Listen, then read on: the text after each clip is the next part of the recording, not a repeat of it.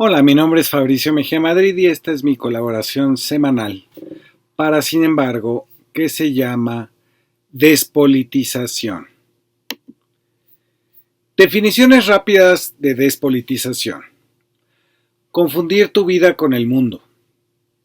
Confundir la acción con el cálculo personal, tus costos y tus beneficios. Confundir la respuesta a un problema social con algo que te van a dar los técnicos, es decir, los que piensan todo en función de si es útil. La política solo la entienden los políticos. La política es un trabajo. Hay un arreglo tan extendido entre los que saben y tienen los cargos que los de abajo no podemos comprender. Toda jerarquía es opresora. Lo político es personal.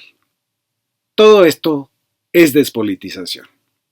Desde hace un tiempo he querido hacer con ustedes una reflexión sobre la despolitización porque creo que estamos todavía en camino de erradicarla de nuestras prácticas, concepciones y hasta estéticas.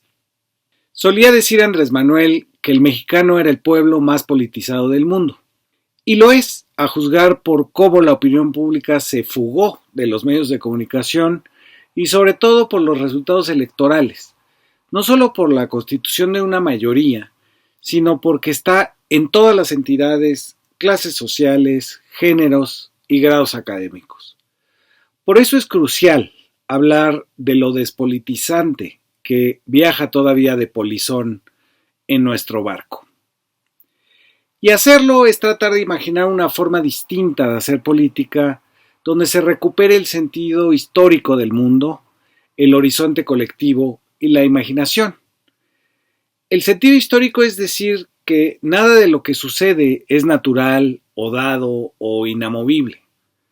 El horizonte colectivo es a lo que llamamos patria, soberanía y futuro compartido. La imaginación es a lo que llamamos revolución de las conciencias, es decir, preocuparse y actuar por gente que nunca vas a conocer, pero a la que puedes pensar y sentir. No de otra forma se puede actuar como si existiera un mundo en común, separado de nuestras vidas individuales, de nuestra existencia como trabajadores, de lo público como un espacio de compraventa. Pero empecemos por una idea ajena a la política, que somos libres por naturaleza, así solitos, sin necesidad de los otros y a veces incluso a pesar de los otros. Entre más alejados somos más libres, dirían los magnates del Internet y la inteligencia artificial. Y que solo la razón es la que nos permite ir por las mareas de la vida, calculando todo el tiempo, creyendo que los números nos reflejan la realidad, sin emociones, sin deseos, ni utopías sociales. La despolitización comienza cuando confundimos áreas como la vida personal, la economía y la técnica, donde el ciudadano es ajeno a la política o es un cliente o es un conejillo de indias.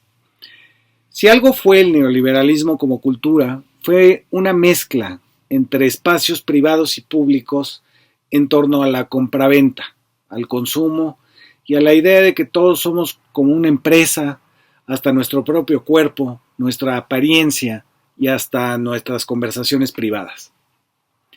Separar las áreas otra vez debe ser una función para hoy de la política. En el neoliberalismo, como escribe el chileno Héctor Cataldo, somos eficaces, eficientes, innovadores, gestores de nuestra vida, egoístas, ávidos de riqueza, que invertimos para obtener la mayor ganancia con el menor gasto posible, que el motor de ello es la libertad y por lo tanto es el mercado y no el Estado quien debería garantizar tales posibilidades de comportamiento y conducta. El mercado para cada uno compite para lograr satisfacer sus intereses personales o colectivos, haciendo gala de su libertad, su razón y su voluntad. Se trata, por tanto, de un sujeto, el liberal y el neoliberal, que preexiste a la política, que surge quién sabe de dónde, ya con esas características de que es bien libre, razonable y hasta emprendedor, o flojo si es pobre. La realidad no es así. No hay sujetos aislados. Nos hacemos como sujetos en relación a los demás. Somos relaciones. A cómo los percibimos y cómo nos perciben, a cómo dialogamos, rechazamos o empatizamos. Somos un resultado de esa pluralidad, no su origen. Nos constituimos como sujetos en la política, no fuera de ella o en contra de ella. Somos por lo que existe entre nosotros, que es el mundo en común. Todo lo público es político. Todo lo político es lenguaje y es acción. Existimos juntos. Como escribió Hannah Arendt, vemos y somos vistos, oímos y nos oyen en el entre. No estamos pegados a la vida que se agota por sí misma. Estamos pegados al mundo por el que desde siempre nos hallamos dispuestos a dar la vida. Ahí es donde empiezan las separaciones de la política con las demás esferas que el neoliberalismo mezcló, lo privado, la técnica, el comercio. Porque si existimos juntos, lo natural es la política y de ella surgen los hombres libres o en liberación. De ella surge la igualdad, de su acción, no de que ya nacemos así, cobijados por la generosa Declaración de Derechos Humanos. No nacemos en lo jurídico, sino en lo político. Las leyes son resultado de luchas políticas. Se trata de construir el espacio común en la política, no fuera de ella. Un error de la despolitización es pensar que la política se puede sustituir con la sociología. Hago un alto aquí. Por ejemplo, esta idea tan anglosajona de que se debe representar a tu pueblo geográfico, a tu supuesta raza o etnicidad, a tu género, a tu clase social, como si se tratara de una encuesta del INEGI y no de la política. En política la representación es una soberanía, es decir, es sobre un concepto, una imaginación colectiva del mundo en común, que podemos llamar patria, un sujeto histórico, el pueblo, o una construcción a la que llamamos futuro compartido. Eso no tiene una correspondencia con lo sociológico. Es distinto porque se basa en el diálogo, el rechazo, la empatía, el lenguaje y la acción. Es decir, no es el mundo biológico o social, sino la política. Un evento que uso en mi cabeza para ejemplificar esto es la Constitución chilena. La gente dijo y votó que quería una nueva Constitución y eligieron a Gabriel Boric para eso. Pero luego de elaborarla, entre muchos grupos y ciudadanos, la misma gente la votó en contra y quedó la misma que los rige hasta hoy, la Constitución de Pinochet. ¿Cómo fue eso posible? Por la confusión entre la sociología de las identidades y la política.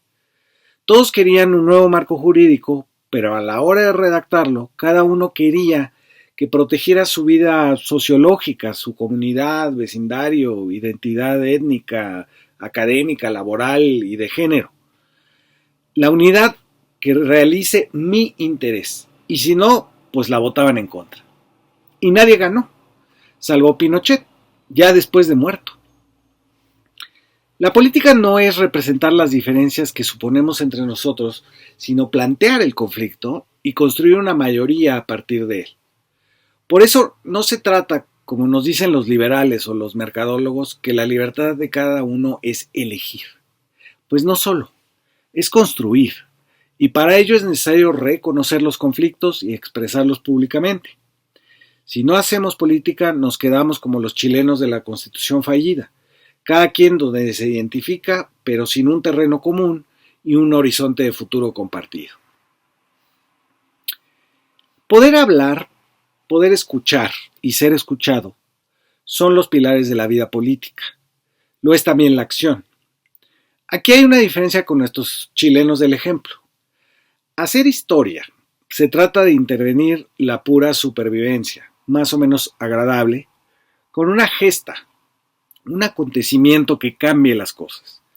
De ahí que los neoliberales procuran siempre restarle historicidad al presente, diciendo, pero ¿cómo se atreven a compararse con Hidalgo, Juárez o Zapata? Lo épico es ridículo para quienes desean que las cosas se conserven como están. La historia es el nombre que le damos a esas rupturas que son siempre colectivas y profundamente políticas.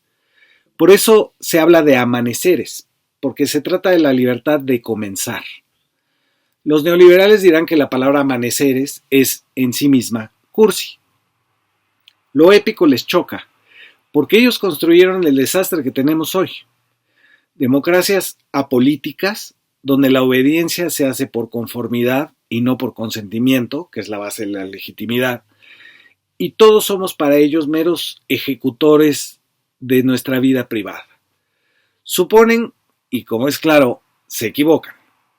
El pueblo politizado del que hablaba AMLO era precisamente porque vota, no de acuerdo a esa ejecución pública de su privacidad, sino porque lo hace pensando en los demás. Solo si se explica, por ejemplo, la mayoría a favor de Claudia, que no guarda relación alguna ni con los apoyos sociales ni con la infraestructura.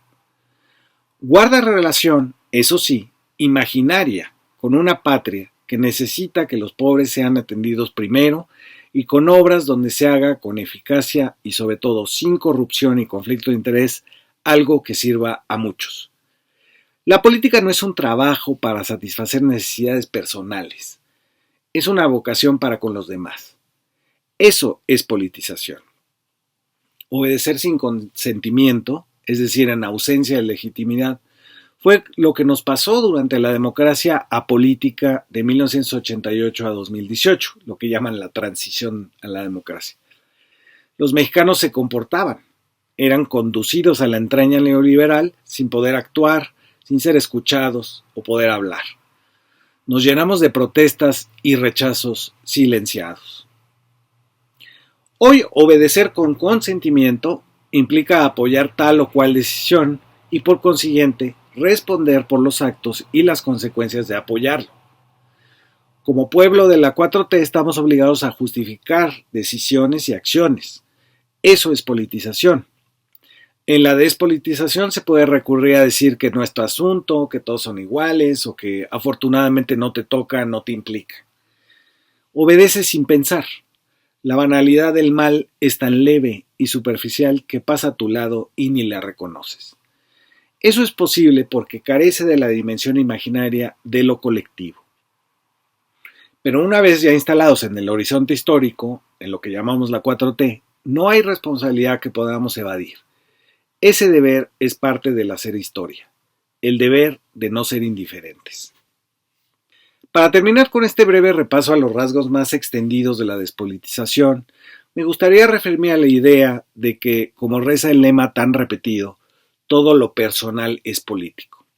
La frase viene de una feminista radical llamada Carol Hanisch, que nombra así una respuesta a las feministas liberales que se burlaron de ella, de que opinara que no era el capitalismo sino la biología la fuente de la opresión, y que propusiera que se eliminaran los géneros, que los embarazos fueran en úteros artificiales y que se erradicara la familia, el amor romántico y que los niños se educaran comunalmente. Su frase se convirtió en un lema ya sin ese contexto. El contexto es la despolitización que implica pensar que tu propia experiencia es la única base para conocer a la sociedad en la que vives. Esta idea de que lo personal te da la legitimidad suficiente para proponerle a los demás qué hacer, hizo de lo individual en la política un fetiche, un objeto mágico, que nomás decir es mi experiencia, lo que seguía se debería de tomar como verdadero. Repetir lo personal es político hizo de los grandes problemas sociales algo que podía abordarse y resolverse mediante la transformación individual. De ahí a la autoayuda del neoliberalismo había un paso. Y ese paso fue lo que siguió en los años 80. La politización de la esfera privada sirvió para despolitizar la esfera pública y abrir la vida privada al escrutinio político. En lugar de centrarse en las estructuras sociales y económicas de la sociedad, todo se concentró en saber si un sujeto era una buena o una mala persona. Las organizaciones se desviaron de la política tradicional, del apoyo a la clase trabajadora, de buscar cambios materiales en la vida de la mayoría, la acción colectiva, hacia la autorrealización. Este enfoque en lo personal se desarrolló en paralelo con la despolitización. La política se centra hoy cada vez más en mostrar la ira y los sentimientos, como si lo público fuera solo una revelación abierta sobre tu personalidad. Confundieron en muchos casos la revolución con una decisión moral. A la autoexpresión de los 70s vino la comercialización de los 80s y finalmente en los 90s el utopismo tecnológico, donde las máquinas digitales y las redes del Internet resolverían, ahora sí, los problemas sociales y políticos. Se adoptó una nueva forma apolítica de mejorar el futuro, basada en la economía de la criptomoneda, el consenso sin pasar por los partidos y las urnas, la educación cívica más allá del gobierno y las comunidades más allá de los límites del tiempo y la geografía. Por supuesto, lo único que realmente sucedió con la despolitización tecnológica es que ahora tenemos un capitalismo que renta plataformas digitales en las que el negocio son tus propios datos personales, una cámara de vigilancia encendida sobre nuestra cara todo el día y somos nosotros mismos los que la encendemos. La política es, pues, muchas cosas que no son ni el mercado, ni la vida privada, ni la técnica. Cuando escuchemos a alguien confundir y mezclar esas esferas, estamos ante alguien que nunca supo qué significa ser ciudadano, luchar, resistir, ser derrotado y levantarse del polvo. Que no sabe quiénes son los demás y por qué habría que considerarlos como sujetos de justicia social e histórica. Que no sabe, en fin, para qué se defiende una causa, aunque parezca perdida. Que no sabe tenerle amor al mundo. Muchas gracias por escuchar.